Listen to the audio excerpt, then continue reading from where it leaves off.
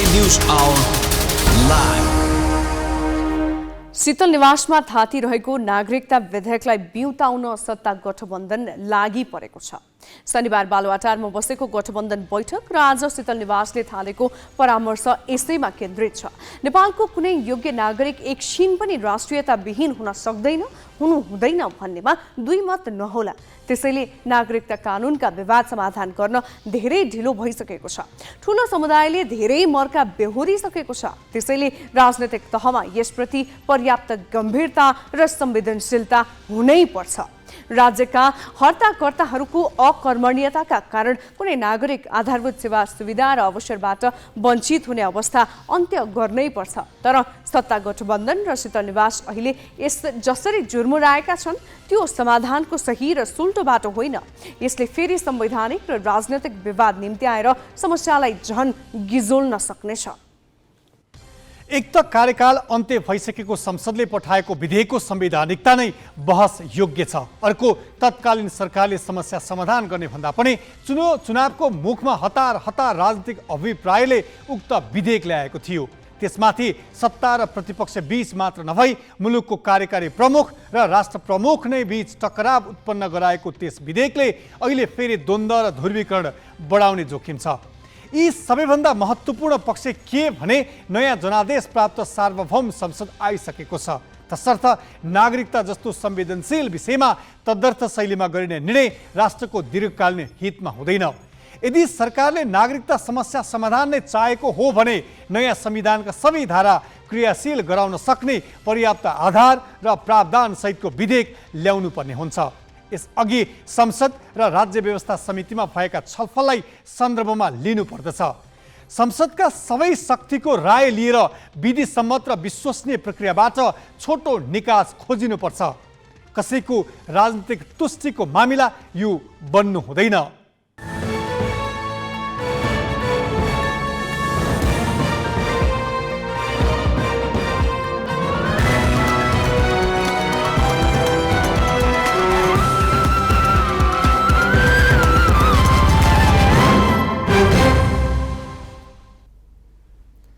नमस्कार, यो हो ग्यालेक्सी न्यूज आवर।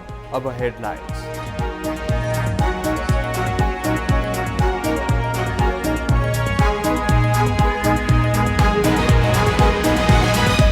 नक्कली शरणार्थी प्रकरणलाई लिएर संसदमा समेत आरोप प्रत्यारोप। सत्तापक्ष भन्छ रायमाझीलाई एमाले लुकायो, सत्तापक्षका नेतालाई जोगाउन एमालेमाथि हिलो छ्यापेको प्रतिपक्षको आरोप।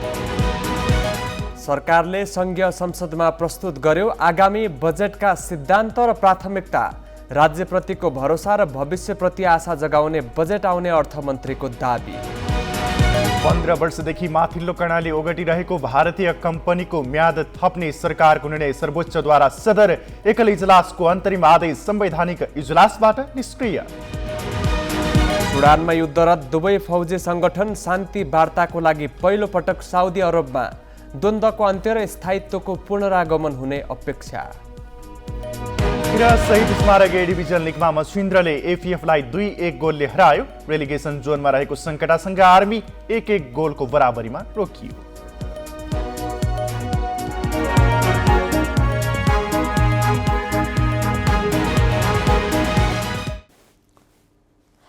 संघीय संसदको बजेट अधिवेशन आइतबार सुरु भयो। प्राय अधिवेशन सुरु हुँदा दलका शीर्ष नेताले सम्बोधन गर्ने चलन थियो। तर अहिले भुटानी शरणार्थीका नाममा नेपाली नागरिकलाई अमेरिका पठाउने गिरोहमाथि प्रहरीले कारबाही थालेको विषय संसद प्रवेश गरेपछि यसअघिका अभ्यास र स्थापित प्रचलन उल्टिएका छन्। संघीय संसदको चालु अधिवेशनको पहिलो बैठक नै यही विषयले प्राथमिकता पायो। त्यो पनि कसरी भने फौजदारी कानून अन्तर्गत प्रहरीले अनुसन्धान गरिरहेको विषयमा राजनैतिक दलहरू आफ्नो बचाउ र प्रतिद्वन्दी माथि हिलो छाप्नेतिर उद्धत देखिए। यही वैशाख 15 गते हिउँदे अधिवेशन सकिएपछि स्थगित भएको संघीय संसदको बजेट अधिवेशन 9 दिनपछि आइतबार सुरु भयो।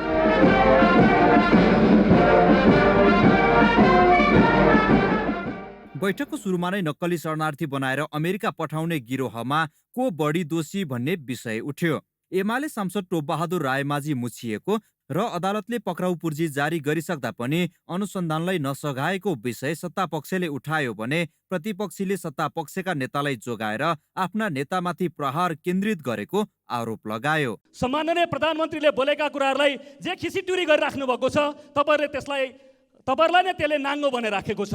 इमान्दारिताका पूर्वक टोपबहादुर रायमाझीलाई ल्याएर तपाईँहरूले कानुनको दायरामा बुझाउनुहोस्, त्यसैमा तपाईँहरूको कल्याण छ। त्यसैले म अनुरोध गर्न चाहन्छु, विषयलाई विषय अन्तर गर्ने, खिसिटुरी गर्ने र छापामार शैलीमा सदन कब्जा गर्ने जे तपाईँहरूको शैली छ, यसले तपाईँलाई राजनीतिक ढङ्गले प्रस्तुत गरेन। यो क्यान्टोनमेन्टमा अरबौँ भ्रष्टाचार जुन भएको छ त्यसको फिल्म हेर्न चाहन्छु। सम्मान्य प्रधानमन्त्रीज्यू, त्यो फिल्म हेर्ने व्यवस्था अविलम्ब गर्नुहोस्। म गृहमन्त्रीज्यूलाई सम्मान्य सभामुखज्यू मार्फत आग्रह गर्न चाहन्छु, म कमान सिंह लामा ठगी प्रकरण, करोडौँ ठगी प्रकरणका बारेमा फिल्म हेर्न चाहन्छु। टिकट काटेर आएको छु, त्यो फिल्म हेर्ने व्यवस्था गर्नुहोस्। सभामुखले बैठकलाई पूर्व निर्धारित कार्यसूचीमा प्रवेश गराउन खोज्दा पनि सत्तारूढ र प्रतिपक्षी सांसद बीच आरोप प्रत्यारोप रोकिएन। त्यसपछि सभामुखले सांसदलाई बोल्न दिए। विषय उही रायमाझीकै उठ्यो। माओवादी छाडेर एमाले बनेका रायमाझीलाई एमाले बचाउन खोजेको देखिन्थ्यो भने माओवादी केन्द्रले जसरी पनि कारबाही गर्नै पर्ने धारणा राखिरहेको थियो। अब वाइड बडी घोटाला काण्ड के हो, छानबिन गरौँ। बाँसबारी जग्गा घोटाला काण्ड के हो, यसलाई पनि छानबिन गरौँ। बाल मन्दिर जग्गा घोटाला काण्ड, त्यस्तै गरेर माता तीर्थ जग्गा घोटाला काण्ड, यति काण्ड, ओम्नी काण्ड, लडाकु शिविरका घोटाला काण्ड जहाँ अरबौँ रुपियाँ राज्यको सम्पत्ति लुटिएको थियो, ती काण्डहरू, सीसीटीभी फुटेज र बजेटमा बिचौलिया ल्याएका काण्डहरू, यस्ता तमाम काण्डहरू अब यो अधिवेशनमा गम्भीरताका साथ छलफल गरौँ। लहरो तान्दा पहरो थर्किन्छ भने जस्तो जो सबभन्दा नजिक आफ्ना मान्छे पर्न थाले भनेपछि प्रधानमन्त्रीकामा म्याउ म्याउ गर्दै भ्रष्टाचारलाई जोगाउने कामको अन्त्य होस् भनेर अनुरोध गर्न चाहन्छु। जो यो कार्यमा संलग्न थिए त्यस बेलाको प्रधानमन्त्रीलाई समेत कारबाहीको दायरामा ल्याउनुपर्छ, उहाँलाई समेत अनुसन्धानको दायरामा ल्याउनुपर्छ। अनि मात्रै भ्रष्टाचारीहरूको अनुहार कस्तो छ, कसले भ्रष्टाचार गरेको थियो त्यो कुरा पत्ता लाग्न सक्छ।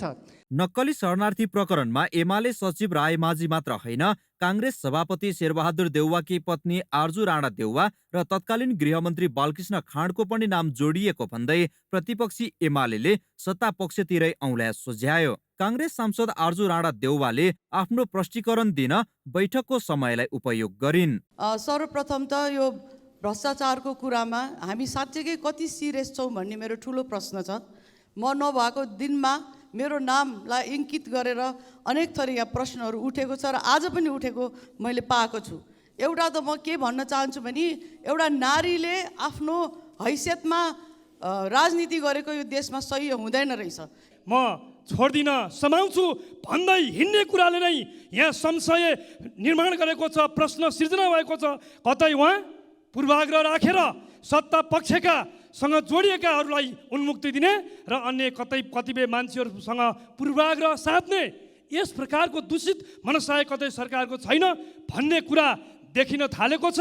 राष्ट्रिय स्वतन्त्र पार्टीले भने यस विषयमा आयोग नै बनाएर छानबिन गर्नुपर्ने तर्क राख्यो। यी 33 वर्षका 3300 काण्ड मध्येमा यही सदनभित्र छातीमा हात राखेर म भनौँ त त्यो भित्रको म अहिले काउकुती लाएर हाँसिरह होला। सक्छौँ सक्दैनौँ।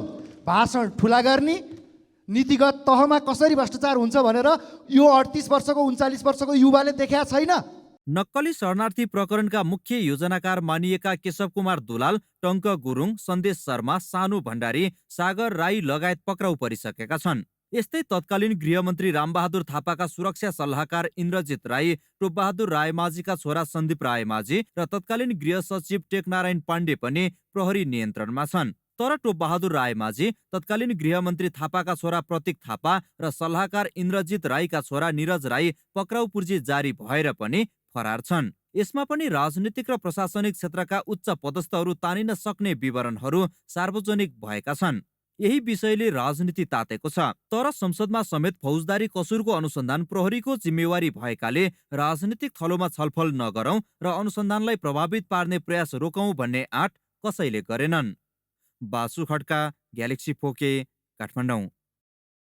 आफ्ना सचिव तथा पूर्व उपप्रधानमन्त्री टोप बहादुर रायमाझीलाई बचाउन एमाले अध्यक्ष केपी शर्मा ओलीले प्रधानमन्त्री पुष्पकमल दाहाललाई भेटेरै दबाब दिएको भन्ने विषयमा ओलीले प्रतिकार गरेका छन्। एमाले संसदीय दलको बैठकमा ओलीले फरक विषयमा छलफल गर्न प्रधानमन्त्री आफैले डाकेको बैठकलाई गलत ढङ्गले प्रचार गरेको दावी गरे। नक्कली शरणार्थी बनाउने काममा संलग्न जो भए पनि कारबाही गर्नु पक्षमा आफू रहेको भन्दै उनले कारबाही गरेर देखाउन प्रधानमन्त्रीलाई चुनौती समेत दिए।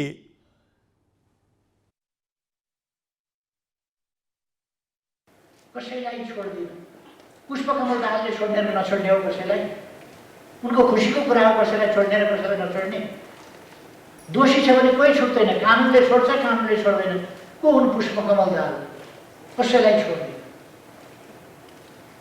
के भने म झुक्दिनँ, म दबाबमा पर्दैन। कसले दबाब दियो? मलाई बोलाएर भेट्ने, विभिन्न विषयमा कुरा गर्ने, म निस्किएपछि कसैको दबाबमा पर्दिनँ म। अनि फुइकेला कसैको दबाबमा पर्दिनँ, म झुक्दिनँ, म पछि हट्दिनँ। म प्रचण्डजीलाई भन्न चाहन्छु, पछि हट्नुहोस् कसले भन्यो, झुक्नुहोस् कसले भन्यो, दबाबमा पर्नुहोस् कसले भन्यो, कसले दबाब दियो? मैले उहाँलाई के कसैको बारेमा कसैलाई बचाइदिनुहोस्, कसैको छानबिन नगरिदिनुहोस्, कसैलाई भोलो गुलो गरिदिनुहोस्, कसैलाई छोडिदिनुहोस् भने? मैले त भनेको छु कडाइका साथ छानबिन गर्नुहोस्, कारवाही गर्नुहोस्। तर एउटा कुरो, जसरी एमालेका विरुद्ध क्याम्पेन लान खोजिँदैछ, एमालेलाई जसरी अनुचित ढङ्गले घसिट्न खोजिँदैछ, यस प्रसङ्गमा व्यक्ति दोषी होला कोही, म जान्दिनँ, छ छैन पछि तथ्यहरूले बताउन। तर एमालेलाई जसरी घसिट्न खोजिएको छ त्यो दुष्प्रयास कसरी नगरे पनि छानबिन गरौँ न। पुष्पकमल दाहाल कसलाई धम्का? टेलर हो यो, सारा फिल्म अब देखिन्छ भने म मान्यजीहरूलाई भन्न चाहन्छु, टेलर हो यो, सारा फिल्म चाहिँ सिङ्गो फिल्म, कतिवटा फिल्म अब देखिन्छ, टेलर हो।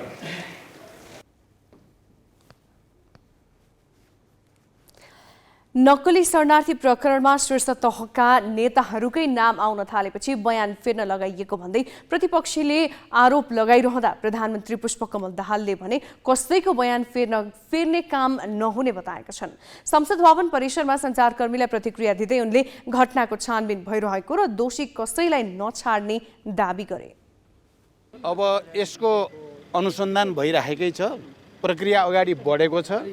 मैले भनेको छु दोषी कोही बच्न सक्दैन, निर्दोष कोही पनि पर्दैन। सरकारको त्यही जोड छ।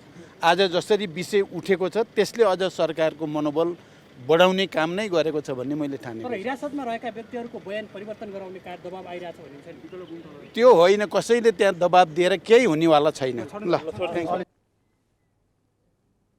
नक्कली शरणार्थी प्रकरणमा राष्ट्रिय प्रजातन्त्र पार्टीका अध्यक्ष राजेन्द्र लिङ्गदेनले विगतमा भएका भ्रष्टाचारका घटना जस्तै सेलाउने हो कि भन्दै शङ्का व्यक्त गरे।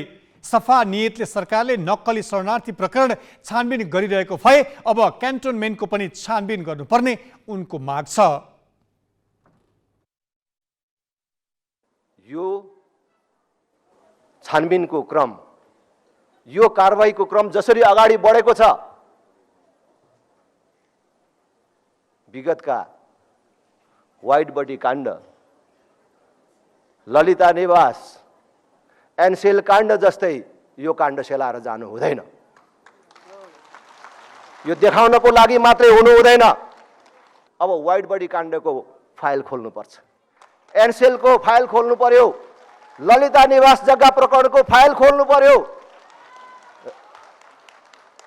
प्रचण्ड कति वर्ष सरकारमा बस्ने हो, राष्ट्रिय प्रजातन्त्र पार्टीको समर्थन रहन्छ। क्यान्टोनमेन्टको घोटाला काण्ड उहाँकै शिरमाथि लागेको छ, त त्यो के हो? फाइल खोलेर उहाँले त्यसलाई आफू चोखो छु भन्ने प्रमाणित गरिदिनु पर्यो। तर भ्रष्टाचारको डुङ्गुरमाथि बसेर शुद्धताको मन्त्रोच्चारण गर्यो भने लामो समय पत्याइँदैन यो कुरालाई। अब केही न्युज संक्षेपमा। प्रधानमन्त्री पुष्पकमल दाहालले 9औं पटक मन्त्रीमण्डल विस्तार गरेका छन्। नेपाली काङ्ग्रेसका सुरेन्द्र आचार्यलाई महिला बालबालिका तथा ज्येष्ठ नागरिक मन्त्रालयको जिम्मेवारी दिँदै प्रधानमन्त्री दाहालले आज मन्त्रीमण्डल विस्तार गरेका हुन्। नवनियुक्त मन्त्री आचार्यले आजै शीतल निवासमा राष्ट्रपति रामचन्द्र पौडेल समक्ष पद तथा गोपनीयताको शपथ लिएका छन्। आचार्य कपिलवस्तु क्षेत्र नम्बर 2बाट निर्वाचित सांसद हुन्। महिला बालबालिका तथा ज्येष्ठ नागरिक मन्त्रालय सम्हाल्दै आएका महेन्द्र राय यादवलाई भने खानेपानी मन्त्रालयको जिम्मा दिएको छ। 9औं पटकको विस्तारपछि मन्त्रीमण्डल 23 सदस्यीय भएको छ। अझै पनि सरकारले पूर्णता पाएको छैन। प्रधानमन्त्री दाहालले वन तथा वातावरण मन्त्रालय आफैसँग राखेका छन्। उनले उक्त मन्त्रालय जनता समाजवादी पार्टीलाई दिने तयारी गरेका छन्। माथिल्लो कर्णाली जलविद्युत आयोजना अघि बढाउन भारतीय कम्पनी गान्धी मल्लिकार्जुन राव जीएमआरलाई बाटो खुलेको छ। सर्वोच्च अदालतको संवैधानिक इजलासले जीएमआरलाई वित्तीय व्यवस्थापन गर्न 2 वर्ष म्याद थप्न गरेको निर्णय सदर गर्दै आयोजनाको काम अघि बढाउन बाटो खोलिदिएको हो। 2079 असार 31मा तत्कालीन सरकारले आयोजनाको म्याद 2 वर्ष थप गर्ने निर्णय गरेपछि सर्वोच्चमा जलस्रोत अध्येता रतन भण्डारी लगायतले रिट दायर गरेका थिए। न्यायाधीश ईश्वर प्रसाद खतिवडाको एकल इजलासले सरकारको म्याद थप्ने निर्णय औचित्यपूर्ण नभएको भन्दै कार्तिक 17 गते अन्तरिम आदेश जारी गरेको थियो। अन्तरिम आदेश खारेजको निवेदन लिएर लगानी बोर्ड फेरि सर्वोच्च पुगेको थियो। न्यायाधीश द्वय कुमार रेग्मी र तिल प्रसाद श्रेष्ठको संयुक्त इजलासले संवैधानिक व्याख्या हुनुपर्ने भन्दै संवैधानिक इजलासमा पठाएको थियो। भारतीय सरकारी कम्पनी जीएमआरले विगत 15 वर्षभन्दा बढी समयदेखि यो आयोजना ओगटिरहेको छ। पटक पटक म्याद थप्दा पनि वित्तीय व्यवस्थापन गर्न नसकेको कम्पनीलाई पुनः 2 वर्ष समय दिने सरकारको निर्णय सर्वोच्चले सदर गरिदिएको हो। संघीय संसद बैठकमा सांसदहरूले डिजिटल उपस्थिति ई हाजिरी सुरु गर्ने तयारी गरिएको छ। प्रतिनिधि सभाको आज बसेको कार्यव्यवस्था परामर्श समितिको बैठकमा सभामुख देवराज घिमिरेले ई हाजिरी र सांसदहरूको उपस्थितिलाई वेबसाइट मार्फत सार्वजनिक गर्नको लागि तयारी गर्न संसद सचिवालयलाई निर्देशन दिएका हुन्। सभामुख घिमिरेले संसदीय सुनवाई सहित 2 संयुक्त समितिमा रहने सांसदको नाम 3 दिनभित्र बुझाउन दलहरूलाई निर्देशन दिएका छन्। संघीय संसदमा संसदीय सुनवाई समिति र राज्यका निर्देशक सिद्धान्त नीति र दायित्वको कार्यान्वयन अनुगमन तथा मूल्याङ्कन समिति गरी 2वटा संयुक्त समिति छन्। दोस्रो अधिवेशन सुरु हुनु अगावै सभामुख घिमिरेले संयुक्त समिति गठनका लागि संसदमा रहेका दलहरूको ध्यानाकर्षण गराएका हुन्। नक्कली कागजात पेश गरेर नेपाली नागरिकता लिएका 10 जना भारतीयलाई प्रहरीले पक्राउ गरेको छ। काठमाडौँ उपत्यका अपराध अनुसन्धान कार्यालयबाट खटिएको प्रहरी टोलीले करिब 3.5 महिनाको अनुसन्धानबाट भारतीय नागरिकले नक्कली कागजात पेश गरेर नेपाली नागरिकता लिएको पुष्टि गरेको हो। कार्यालयका प्रमुख एसएसपी मनोज केसीले नक्कली कागजात पेश गरेर नेपाली नागरिकता बनाएका 10 जना भारतीय नागरिकलाई पक्राउ गरिएको बताए। उनले भारतको उत्तर प्रदेश बलिया जिल्ला इब्राहिमपट्टी ग्राम इब्राहिमपट्टी पञ्चायत भीमपुरा थाना बेलथरा रोड स्थायी घर भएकाहरूले झुट्टा विवरण पेश गरेर नेपाली नागरिकता लिएको बताए। उनीहरूले सिराहा, बारा, पर्सा, रूपन्देही लगायतका जिल्लाबाट नागरिकता लिएको खुलेको छ। नागरिकता दिन सघाउने निकाय र व्यक्ति पनि अनुसन्धानमा तानिने प्रहरीले जनाएको छ। प्रधानमन्त्री पुष्पकमल दाहालले मुलुकको अर्थतन्त्रमा समस्या आए पनि चिन्ताजनक अवस्था भने नरहेको बताएका छन्। नेपाल व्यवसाय शिखर सम्मेलन 2023 कार्यक्रमलाई आज काठमाडौँमा सम्बोधन गर्दै प्रधानमन्त्री दाहालले गत वर्षदेखि मुलुकको अर्थतन्त्र सङ्कटमा जान लागेको भनेर आतंक सिर्जना भइरहेकोमा अहिले सुधारका प्रयास चलिरहेको बताए। अर्थतन्त्रको समस्या गम्भीर रहे पनि सहज तुल्याउने प्रयासमा सरकार केन्द्रित रहेको उनको भनाइ छ। कोभिड-19 महामारी र रुस युक्रेन युद्ध सहित विश्वमा विकसित विभिन्न राजनीतिक तथा आर्थिक घटनाका कारण नेपालको अर्थतन्त्र प्रभावित भएको दाहालको दाबी थियो। प्रधानमन्त्री दाहालले आर्थिक वृद्धि हासिल गर्न सरकार पूर्ण सक्रियताका साथ लागि परेको पनि बताए।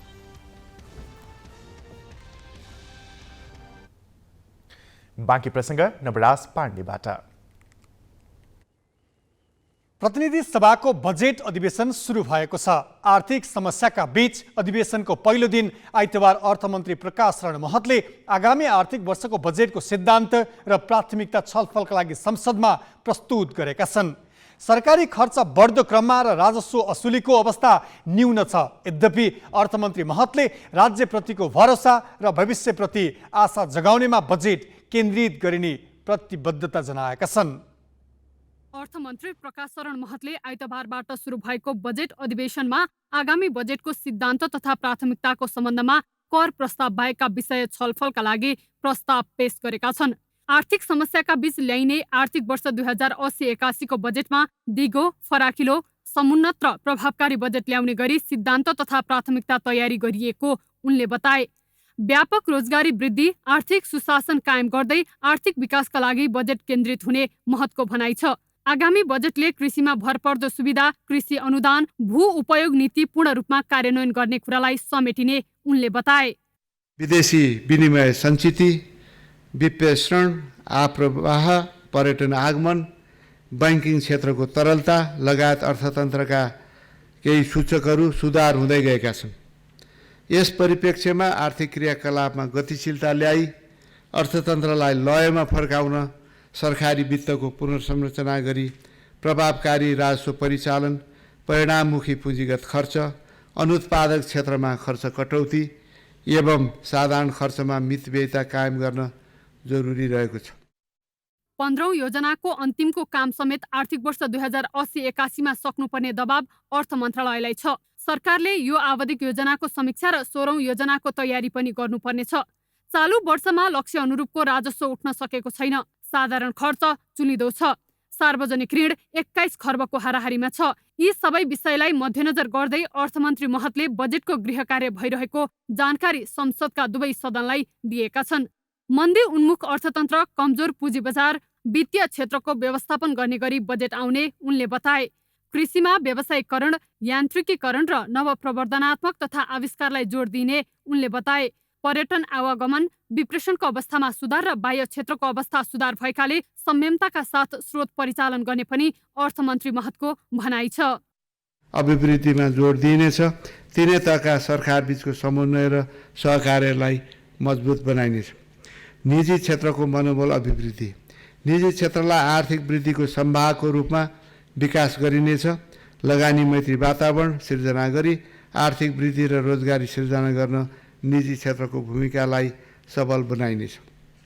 नीतिगत स्थिरता, व्यवसाय मैत्री नीति र प्रक्रिया सरलीकरण गरी स्वदेशी र विदेशी लगानी आकर्षित गरिनेछ। सरकारी खर्च बढ्दो छ, राजस्व असुली न्यून छ। मूल्य वृद्धिले ढाड सेक्दा आम जनताको चुलो बल्न मुस्किल भएको छ। तथ्याङ्क कार्यालयका अनुसार मुलुकको आर्थिक वृद्धि दर लक्ष्य भन्दा निकै कम छ। सरकारको सञ्चित कोष घाटामा छ। कोभिड-19 को महामारीमा थलिएको निजी क्षेत्र अझै उठ्न सकेको छैन। सरकारलाई अनिवार्य दायित्वकै लागि स्रोत व्यवस्थापनमा सकस देखिएको छ। आर्थिक क्षेत्रका यी र यस्ता कयौं समस्याको सम्बोधन अर्थमन्त्री महतले कसरी गर्लान् त्यो भने हेर्न बाँकी नै छ। प्री बजेटको सिद्धान्त र प्राथमिकताको प्रस्तावमाथि प्रतिनिधि सभामा वैशाख 25, 26 र 27 गते छलफल हुनेछ।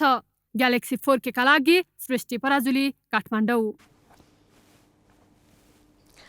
आगामी बजेट कस्तो आउनुपर्छ र बजेटले सम्बोधन गर्नुपर्ने विषयमा राष्ट्रिय सभाका सदस्यहरूले आजको बैठकमा सरकारको ध्यानाकर्षण गराएका छन्। उनीहरूले अधुरा आयोजनालाई पूर्णता दिन र अर्थतन्त्रको सङ्कट मोचन गर्न आगामी बजेट केन्द्रित हुनुपर्ने सुझाव पनि दिएका छन्। बजेट अधिवेशन भनिया छ, यसको त बजेट पास गरिसकेपछि त यसको ड्युटी त पुरा हुन्छ होला। तर पनि हिजो बाँकी रहेका कामहरू यदि यो सरकारको यदि बुद्धि पलायो भने बाँकी रहेका कामहरू सम्पन्न गर्नका लागि पनि लाग्नेछ र हाम्रो शुभेच्छा छ। हामी शुभकामना दिन चाहन्छौँ। विपक्षीहरूलाई साथमा लिएर जाने भनेको प्रजातन्त्रको एउटा सुन्दर पक्ष हो। त्यो सम्भावना देखिँदैन, देखिया छैन र त्यसमा पनि यो अधिवेशनको पिरियडमा सद्बुद्धि पलाओस्, यही शुभकामना व्यक्त गर्दै म आफ्नो भनाइलाई अन्त्य गर्न चाहन्छु। हस्, धन्यवाद। जसमा कि प्रमुख दायित्व हाम्रो जङ्गली जनावरमा हात्तीको आइराखेको छ, मानवीय क्षति पनि गरिराखेको छ। कुनै वर्ष यस्तो छैन कि जहाँ अब बाली नानी लस्ट गरेका छैन। म त सगर्व भन्न सक्छु आज पनि सरकारले नेपालको कृषि क्षेत्रमा ध्यान दिएर हामी लागिपर्यौँ भने त हाम्रो कृषिको वरिष्ठ मन्त्रीजी पनि यही हुनुहुन्छ र उहाँको कार्यकालमा जसरी हामी 40-45 वर्ष अगाडि नेपालबाट चावल आयात गर्ने मुल्क मध्ये आउँथ्यौँ त्यसरी यसपालिको बालीबाट सञ्चित गरेर हामी ती मुल्कतिर जानेछु भन्ने म आशा राखेको छु। त्यसै कारणले उसलाई निश्चित रूपमा हाम्रो अर्थमन्त्रीजीले मेटाउनुहुन्छ र नेपाल र नेपालीको अनुहार फेर्ने गरी बजेट ल्याउँदै हुनुहुन्छ। आज बिहान मात्रै मैले एउटा गोर्खापत्रमा पढ्दाखेरि बडा हर्षलाग्दो कुरो थियो जहाँ हामी निर्याततर्फ पनि अब 2 खरबले नाग्दैछु भनेपछि यो सन्तोषजनक अवस्था फर्कन लागेको छ नेपालीको। अब केही न्युज संक्षेपमा। सुडानमा युद्धरत समूह शान्ति वार्ताका लागि पहिलो पटक साउदी अरब पुगेको छ। सरकारी सेना र विद्रोही अर्धसैनिक बल ऱ्यापिड सपोर्ट फोर्स बीच जारी द्वन्द्व अन्त्यको लागि शान्ति वार्ता गर्न सहमत भएसँगै साउदी अरब पुगेका हुन्। अमेरिका र साउदीको मध्यस्थतामा वार्ता हुन लागेको हो। सुडानमा गम्भीर मानवीय सङ्कट उत्पन्न भएपछि संयुक्त राष्ट्रसङ्घ र अन्य सहयोगी निकायले वार्ताको लागि दबाब दिँदै आएका थिए। अमेरिका र साउदी अरेबियाले संयुक्त वक्तव्य जारी गर्दै वार्ता गर्ने निर्णयको स्वागत गरेका छन्। केही हप्ता अघिबाट सुरु भएको सङ्घर्षपछि युद्ध विरामको घोषणा भए पनि प्रभावकारी हुन सकेको छैन। साउदी अरेबियाका विदेश मन्त्री फैजल बिन फरहानले वार्ताले द्वन्द्वको अन्त्य र सुडानमा सुरक्षा र स्थायित्वको पुनरागमन गर्ने आशा व्यक्त गरेका छन्। 5औं पटक युद्ध विरामको सहमति गरेका दुवै पक्षले आक्रमण जारी राखेका थिए। हालसम्म युद्धका कारण 100 नागरिकले ज्यान गुमाउनुका साथै करिब 1100 जना घाइते भएको अनुमान छ। 4,50,000 मानिस विस्थापित भएका छन्। भारतको उत्तरपूर्वी राज्य मणिपुरमा भड्किएको हिंसामा 52 जनाभन्दा बढीको मृत्यु भएको छ। बुधबारदेखि सुरु भएको जातीय हिंसाका कारण कम्तीमा 52 जनाको मृत्यु भएको हो। प्रशासनले जारी गरेको कर्फ्यू र सुट एट साइट आदेशका बावजुद पनि हिंसा भड्किएको हो। हिंसाका कारण हजारौं मानिस विस्थापित भएको भारतीय सञ्चार माध्यमले जनाएका छन्। सुरक्षा चासोलाई मध्यनजर गर्दै इन्टरनेट सेवा बन्द गरिएको छ, जसका कारण मणिपुरबाट सूचना प्रवाह हुन सकिरहेको छैन। हिंसा बढ्न सक्ने भएकाले राज्यका अधिकांश जिल्लामा कर्फ्यू आदेश जारी गरिएको छ। हिंसाग्रस्त क्षेत्रमा सेना र असम राइफल्सका जवान तैनात गरिएका छन्। गत अप्रिल 19 मा मणिपुरको उच्च अदालतले बहुसङ्ख्यक मैतेई समुदायलाई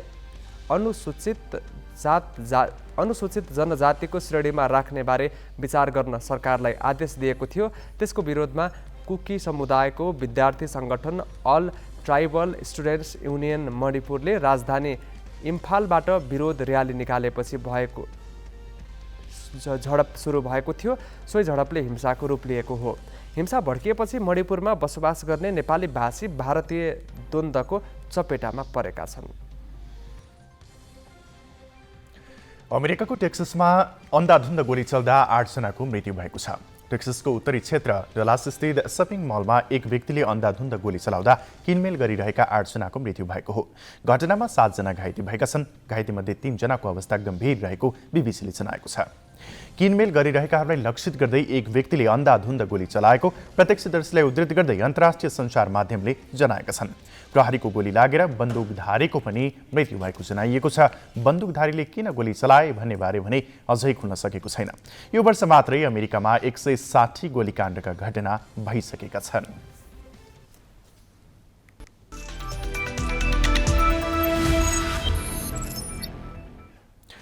शहीद स्मारक ए डिभिजन लिगमा मसिन्द्र एफसीले एफईएफलाई 2-1 गोलले पराजित गरेको छ। दशरथ रङ्गशालामा आज भएको रोमाञ्चक खेलको 37औं मिनेटमा एफईएफले अरमान्ड बेडमको गोलमा अग्रता बनायो।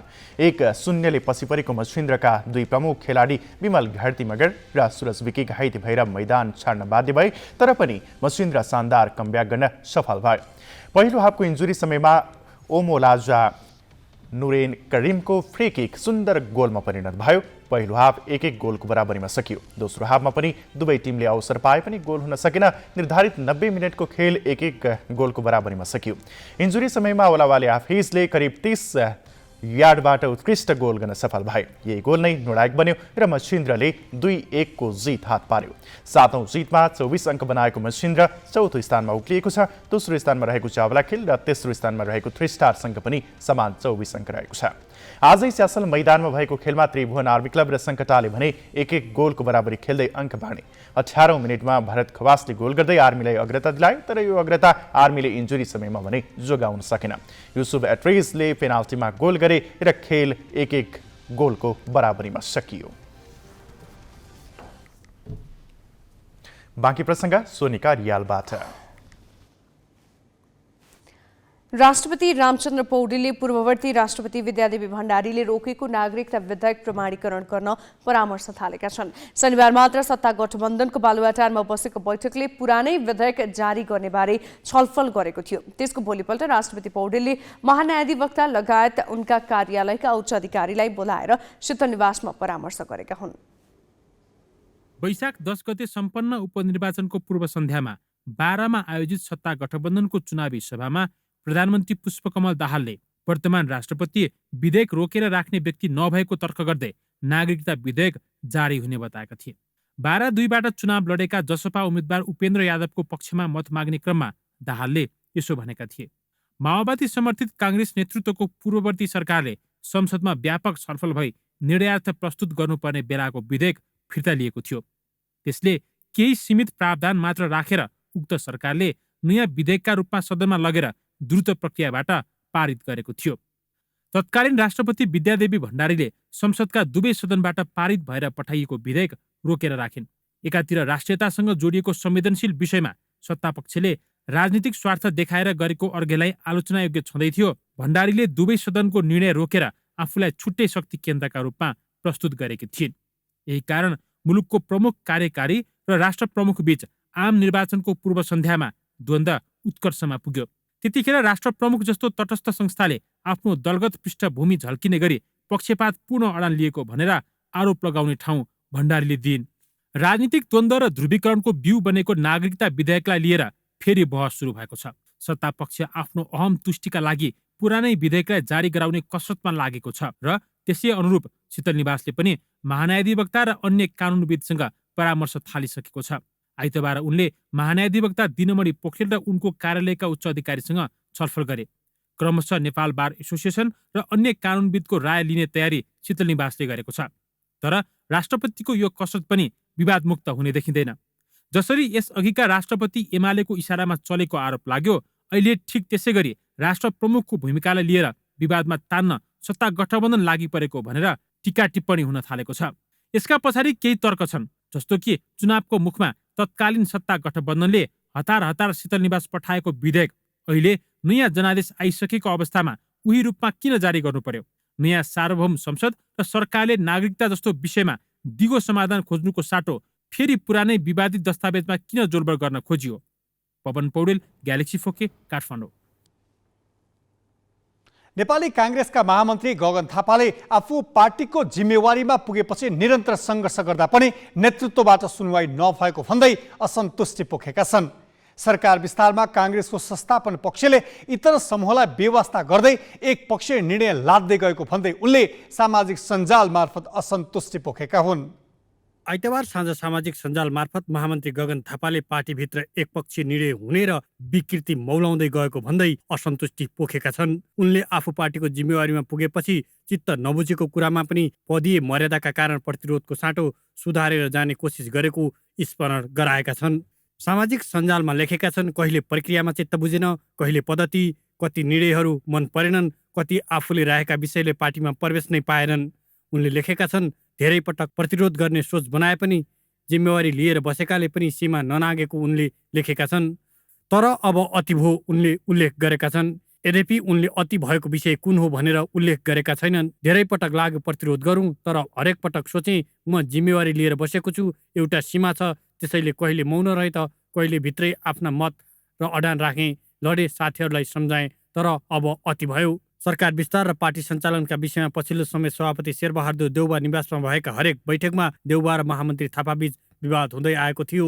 थापाले सरकारमा पार्टीको तर्फबाट पठाउने विषयमा मापदण्ड बनाउनु पर्ने र क्षमताका आधारमा अवसर दिनुपर्ने लगायतका अडान राख्दै आएका थिए। तर सभापति देउवाले उनी लगायत उनको समूहमा रहेका नेताको सहमति बिनै सरकारमा जाने व्यक्ति छनौट गर्दै पठाएका थिए। काङ्ग्रेसको तर्फबाट सरकारमा जान बाँकी रहेको एक मन्त्रालयमा संस्थापन इतरलाई नदिई राष्ट्रपति निकट सुरेन्द्र आचार्यलाई देउवाले मन्त्री बनाएपछि उनको असन्तुष्टि बाहिरिएको हो।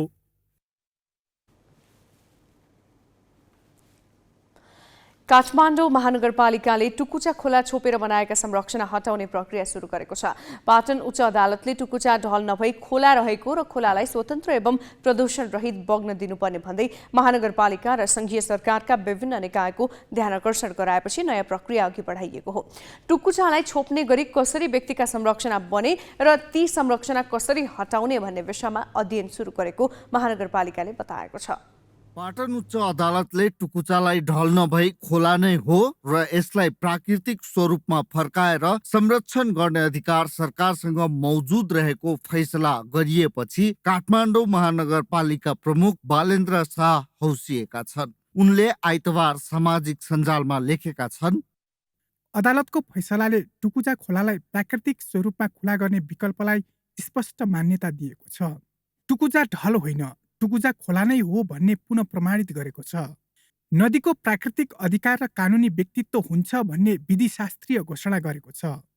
इच्छुमती नदीको प्राकृतिक अधिकार पुनः स्थापना तथा संरक्षणको लागि सम्बद्ध निकायहरूको ध्यानाकर्षण समेत गरेको छ।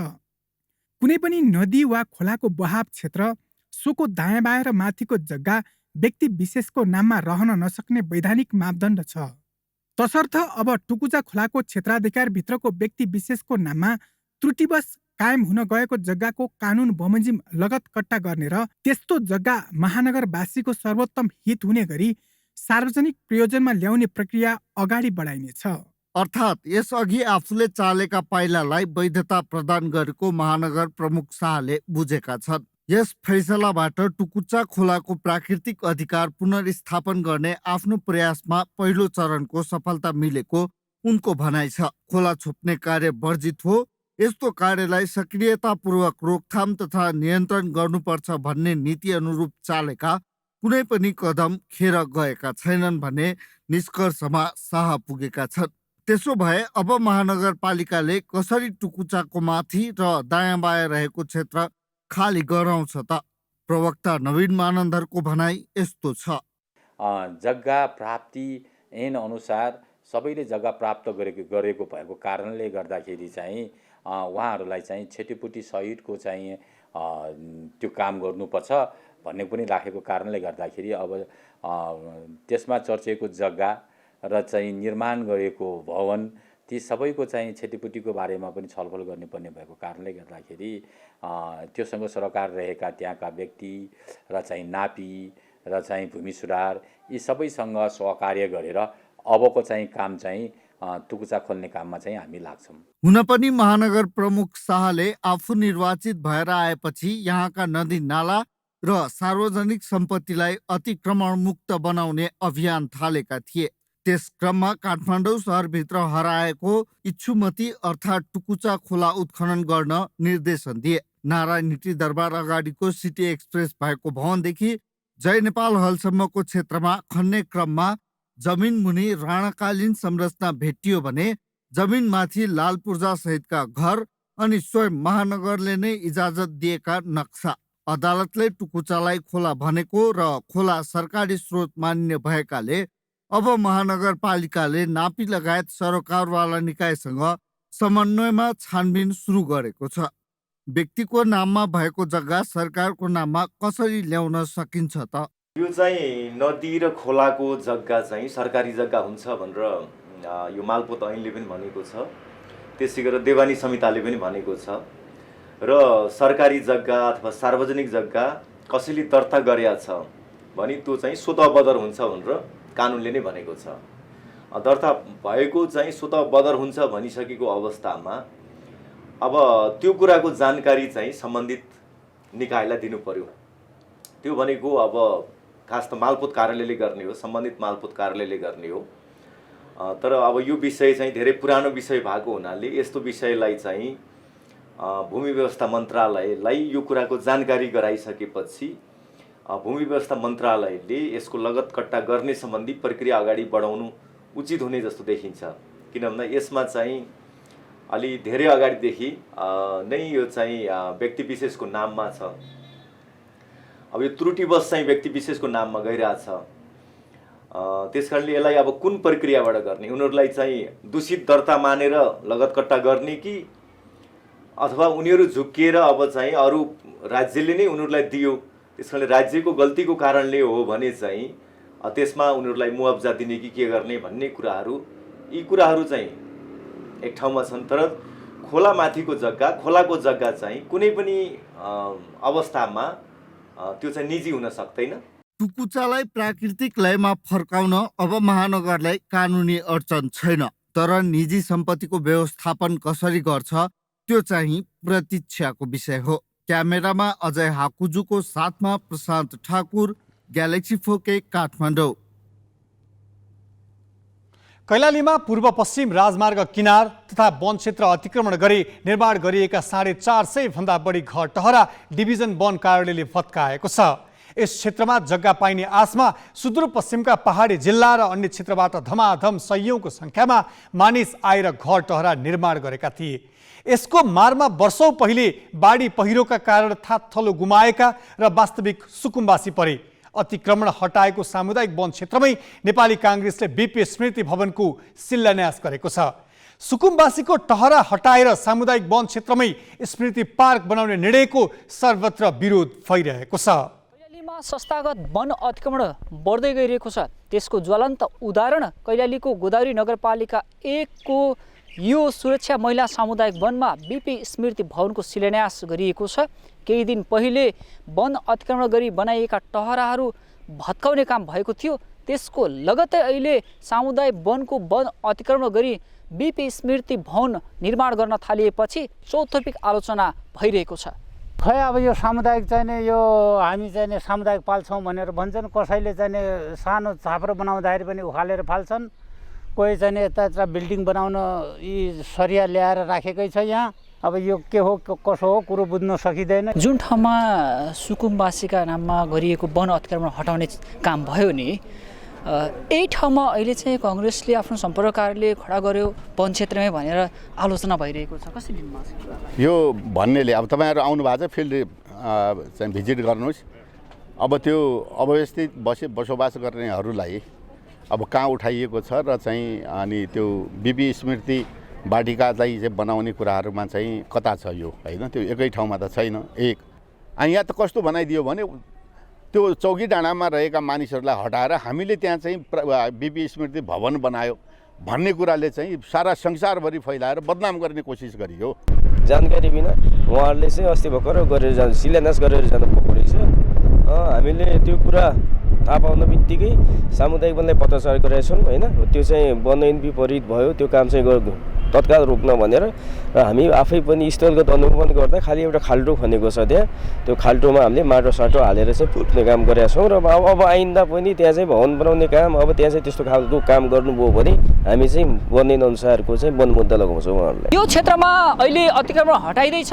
यो क्षेत्रमा सुकुम्बासीका नाममा जग्गा बाँडिँदैछ भन्ने अफवाह जुन दिनबाट फैलियो त्यस दिनबाट सुदूरपश्चिमका 9 जिल्लाबाट मानिसहरू जग्गा पाइने भन्दै सुकुम्बासीका नाममा वन क्षेत्र अतिक्रमण गर्दै बसिरहेका थिए। तपाईँ पनि यहीँ बस्नु भएको छ शिविरमै? म शिविरमै छु हजुर। तपाईँको त हामीले घर पनि देखेका छौँ। तपाईँलाई हामी यहाँ छोराले किनेको छ, 5-10 दूर जमिन किनेको छ। उनले 5 कोठा हो कि 3-4 कोठाको घर लगाएको छ। पक्की घर होइन? पक्की घर छ हजुर, यहीँनिर छ। उसैको छेउछाउमा अब बुहारीको र मेरो छोराको मेरो तुक्य मिलेन, छोरालाई पनि मलाई बस्न दिएन भनेर 3 महिना जेलमा राखेँ। मलाई भागिरसाई दिएन र अब जाने कहाँ। तपाईँको त यहाँ माथि घर पनि छ त, अर्को घर पनि छ? माइतीले दिएको घर छ। कति कट्टा जमिन छ? केही होइन हजुर, 5 दूर छ हजुर। होइन 5 दूर जग्गामा घर छ होइन? घर छ, त्यही पनि माइतीले दिएको। कुराहरू पनि धेरै छन्। अहिले कुराहरू रुन मात्रै आउँछ, अहिले भन्दिनँ। कुरा भरिकन पनि फाइदा छैन। आफ्नो मनको पीडाले कसले बुझ्दछ, कसैले बुझ्दैन। धेरै मान्छेहरू भन्छन् नि उहाँको त घर थियो अनि घर हुँदाहुँदै पनि यहाँ किन यसरी बस्नु भएको भनेर भन्नुहुन्छ। घर छेउ अझ यहाँखिन हामी सुकले बसे होइन 2टा बुढाबुढी हामी औषधि खान्छौँ हामी एचआइभी पीडितवाला हौँ होइन केही नानो बिस्कुटको पाकेट नानो केही हेरी बिप्सारी खाना छ त्यही पनि अब त्यो यहीँ बस्नु नआइ भने हामी केही लाग्दैन। जस्तै उहाँले अहिले इन्टरभ्यू दिनुभयो उहाँको जानकारी हाम्रो जानकारी अनुसार उहाँको ओलानीमा पनि जग्गा भएको र अनि यहाँनिर पनि छ उहाँको घर होइन घर भएको यस्तोलाई यदि सुकुम्बासी मान्ने हो भने यस्तो किसिमको हाम्रो के अरे उपभोक्ता सदस्यहरू पनि तमाम छन् छानबिन गरेर तर एकातिर पक्की घर लगाएका छन् हात कान मुखभरि सुन लगाएका छन् हामी सुकुम्बासी हौँ भनेर सुकुम्बासीलाई बिगाड्नु मिल्दैन छानबिन भएर सुकुम्बासीले पाउनुपर्छ तर यो त गोरु भैँसा बगालिनेका जस्तो काम भयो रिसका काम हुने रिसले हुन्छ यो हामीले बोट बिरुवा लगाएर हाम्रो घरको क्षतिपूर्ति हामीले नागा बोका भएर जङ्गल पालिया छ हजुर हो जसरी सरकारले बलपूर्वक सुकुम्बासीका नाममा अतिक्रमण गरी बनाइएका टहराहरू भत्काउने काम गर्यो त्यसै गरी नै वास्तविक सुकुम्बासीको पहिचान गरी उनीहरूलाई ओत लाग्ने ठाउँ दिन कुनै कन्जुसाई भने गर्नु हुँदैन। क्यामेरामा पुष्क नेपालीको साथमा ईश्वर जैसी, ग्यालेक्सी फोके, गोदावरी, कैलाली।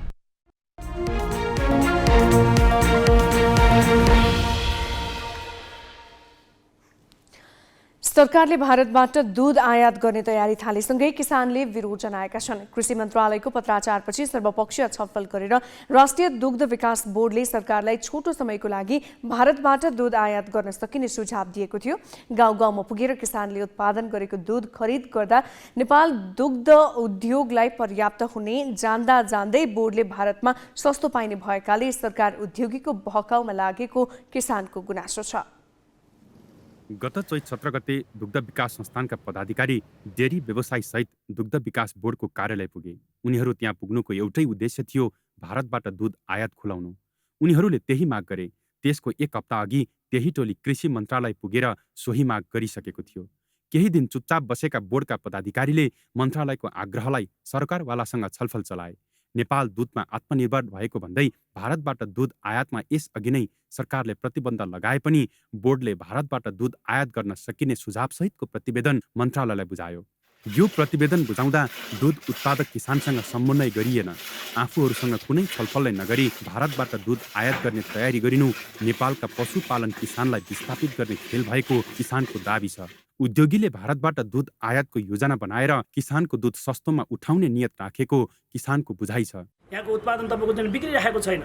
सच्चा किसानले तपाईँको चाहिँ अझै दुर्गम ठाउँहरूमा अहिले पनि दूध उठिरहेको छैन। उनीहरूले दूध कहाँ लगेर बेच्ने भन्ने समस्या छ। त्यो ठाउँलाई चाहिँ तपाईँको चाहिँ सरकारले चाहिँ नहेर्ने। 2-4जना व्यापारीले गएर दूध पुगेन हजुर यस्तो छ उस्तो छ भने भएर चाहिँ सहजीकरण चाहिँ उहाँहरूलाई गरिदिने। सरकार चाहिँ तपाईँको चाहिँ व्यापारीको मात्रै सरकार हो र भने हामी किसानको सरकार होइन, किसानलाई हेर्नु पर्दैन। राज्यले विदेशबाट दूध लिएर आउनको लागि अनुमति दिन भन्दा पनि यहाँ उत्पादन गरेर उत्पादन वृद्धि गर्नको लागि बढाउने कार्यक्रमहरू लिएर आउन जरुरी छ र हामी अहिले आत्तिएर छैन बाहिर गएर दूध लिएर आउनुपर्ने अवस्था छैन। नवीनतम कार्यक्रमका योजनाहरू लिएर आएर किसानलाई संरक्षण गर्दै जाने हो भने हामी हाम्रो देशले चाहिने दूध हामी हाम्रो देशमा नै उत्पादन गर्न सक्छौँ। यहाँको किसान त्यसको लागि सक्षम छन्। राज्यलाई कुनै पनि हालतमा चाहिँ तपाईँको विदेशबाट दूध ल्याउने चाहिँ प्रक्रिया रोक्न र यहाँको उत्पादन वृद्धि गर्नको लागि अनुरोध गर्न चाहन्छौँ। राष्ट्रिय दुग्ध विकास बोर्डका अनुसार नेपालमा दूधको उत्पादन 6 महिना बढी र 6 महिना कम हुने गर्छ। यो वर्ष 25,66,614 मेट्रिक टन दूध उत्पादन भएको छ। यो अघिल्लो वर्षभन्दा 3.49% बढी हो। हाल चौपायामा देखिएको रोग, सुक्खायाम लगायतले केही मात्रामा दूध उत्पादन घटेको देखिएको छ। भारतबाट दूध आयातको योजना केही समयका लागि मात्रै भएको बोर्डको दाबी छ। फर्मल सेक्टर्सले दूध जुन सङ्कलन गर्नुपर्ने हो त्यो चाहिँ घट्दो क्रममा देखियो, जसको कारणले गर्दा उसको क्यापेसिटी चाहिँ बढ्दैछन्, उसको मार्केट बढिराखेको छ, तर चाहिँ दूध सङ्कलन घट्ने क्रममा हुने भएकोले उहाँहरूको माग अनुसार माग चाहिँ बढी छ तर आपूर्ति कम देखिएको हुनाले यसलाई चाहिँ सरकारवाला निकायहरूबाट दूध हाललाई नपुग्ने अवस्था हुने भएकोले केही समयको लागि आयात गर्ने अनुमति अथवा सल्लाह मागेको हो। हाल उत्पादन भइरहेको दूध मध्ये 17% मात्रै औपचारिक क्षेत्रमा समेटिएको छ। 33% दूध अनौपचारिक माध्यमबाट बजारमा पुग्छ। त्यस्तै बाँकी 50% दूध घरायसी रूपमै उपभोग हुन्छ। अनौपचारिक क्षेत्रमा रहेको र गाउँ-गाउँमा किसानले उत्पादन गरेको दुधलाई बढोत्तरी गर्दै उद्योगको पहुँचसम्म पुर्याउन पहल गर्नुपर्नेमा नेपाली किसानलाई उपेक्षा गरेर भारतबाट दुध आयात गर्ने सरकारको कसरत नेपाली किसानले आफ्नो प्रतिकूल निर्णयका रूपमा लिएका छन्। चितवन सहकर्मी हिरालाल आचार्य सहित क्यामेरामा सञ्जय घिमिरेका साथमा मिलन बुढाथोकी, ग्यालेक्सी 4K, काठमाडौँ। काठमाडौँलाई यति बेला जकरान्डा फुलले ढपक्क ढाकेको छ। वसन्त ऋतुको जनाउ दिँदै जकरान्डा फुलले उपत्यका बैजनी सौन्दर्यले बेहुली झैँ सजिएको छ।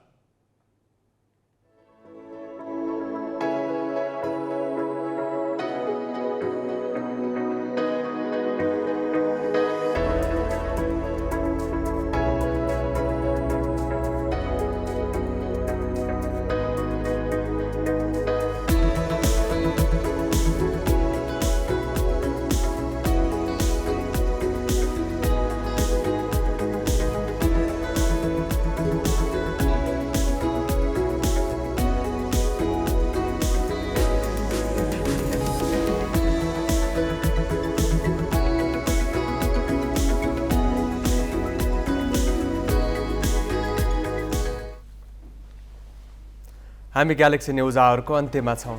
जाँदा जाँदै हेडलाइन्स।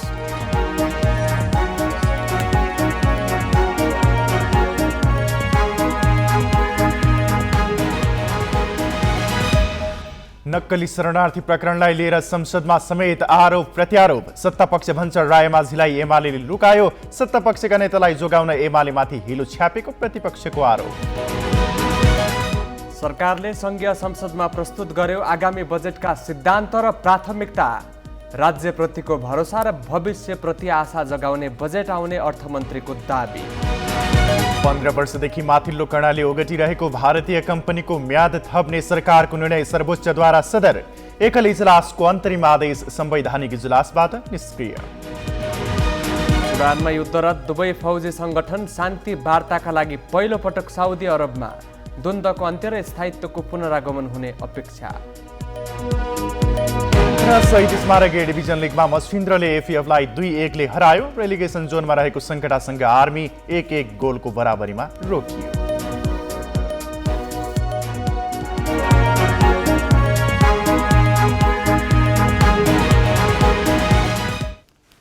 आजलाई ग्यालेक्सी न्युज आवर सकियो। नमस्ते।